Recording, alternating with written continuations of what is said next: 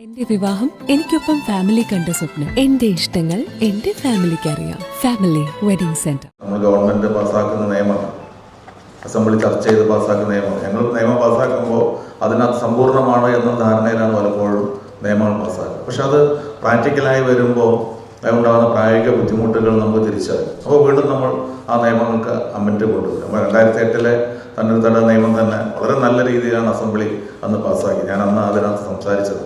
പക്ഷെ അന്നത് പെർഫെക്റ്റ് ആണ് ധാരണ ഉണ്ടായിരുന്നു. പക്ഷെ പിന്നീട് അത് ഇംപ്ലിമെൻ്റ് ചെയ്ത് പോയപ്പോൾ നമുക്ക് പ്രായോഗിക ബുദ്ധിമുട്ട് വന്നു. അപ്പോൾ നമുക്ക് അമെൻഡ് ചെയ്യേണ്ടി വന്നു. അപ്പോൾ ഏത് നിയമവും നമ്മൾ കൊണ്ടുവരുമ്പോൾ ഒരുപാട് ചർച്ചകൾക്ക് ശേഷം നിയമം കൊണ്ടുവരും.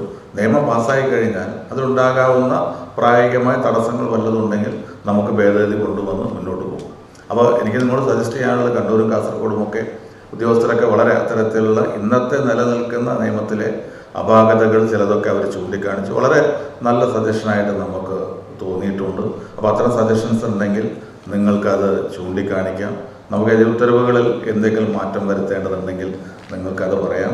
ഈ 14 ജില്ലകളിലെ യോഗം കഴിഞ്ഞാൽ അത്തരം ഞങ്ങളൊന്ന് ഒരുമിച്ചിരുന്നു ജില്ലകളിൽ നിന്ന് കിട്ടിയ അത്തരം നിർദ്ദേശങ്ങളൊക്കെ തന്നെ ഉത്തരവുകളായി ഇറക്കേണ്ട കാര്യങ്ങളുണ്ടെങ്കിൽ ഉത്തരവുകളായിട്ട് ഇറക്കും.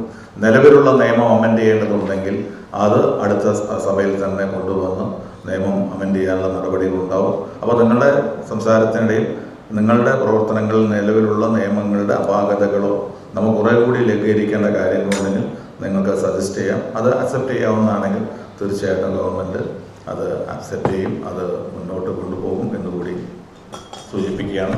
അതോടൊപ്പം തന്നെ നമ്മുടെ പ്രവർത്തനങ്ങൾക്ക് നമുക്ക് സിംഗിൾ സൈനോ ഇതിൻ്റെ ഒരു പ്രസക്തി ഞാൻ നിങ്ങളോട് പറയേണ്ട കാര്യമില്ല.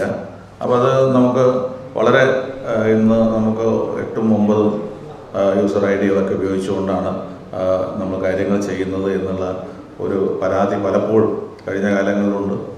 ഇപ്പോഴും ഞങ്ങൾ ജില്ലയിലൊക്കെ പോകുമ്പോൾ അതുമായി ബന്ധപ്പെട്ട പരാതികളൊക്കെ വന്നിരുന്നു. അപ്പോൾ ഇത് ഒരു കാര്യത്തിൽ യൂസർ ഐ ഡി നമുക്ക് സിംഗിൾ സൈനാക്കി മാറ്റുക എന്നുള്ള ഒരു തീരുമാനം നമുക്ക് എടുത്തിട്ടുണ്ട്. നിങ്ങൾക്കത് പ്രവർത്തിക്കുന്നതിന് കൂടുതൽ ഗുണകരമാകും, അതിൻ്റെ ഗുണം ജനങ്ങൾക്കും ലഭ്യമാകും. അപ്പോൾ അതുമായി ബന്ധപ്പെട്ട അതിൻ്റെ ഒരു സംസ്ഥാനതല ഉദ്ഘാടനം നമ്മളിവിടെ സംഘടിപ്പിക്കുകയാണ്. അതിന് നമുക്കിതുമായി ബന്ധപ്പെട്ട് ഒപ്പം തന്നെ നമുക്ക് നടത്താൻ കഴിയും. നമുക്ക് പല ലൈനാകുമ്പോൾ നമുക്ക് പാസ്വേഡുകളൊക്കെ ഒരുപാട് നിങ്ങൾക്ക് ഉപയോഗിക്കേണ്ട സാഹചര്യത്തിൽ നിന്നൊക്കെ മാറ്റം ഉണ്ടാകുന്ന ഒരു നല്ല അവസരമായിട്ട് നന്നായിട്ട് വർക്ക് ചെയ്യാൻ കിട്ടുന്ന കംഫർട്ടബിളായിട്ട് കാര്യങ്ങൾ ചെയ്യാനുള്ള ഒന്നായിട്ട് സിംഗിൾ സൈറ്റ് മാറട്ടെ എന്ന് ആശംസിച്ചുകൊണ്ട് ഞാൻ ഈ പദ്ധതിയുടെ ഔപചാരികമായ തുടക്കം കുറിച്ച് അറിയിക്കുന്നു. നന്ദി, നമസ്കാരം.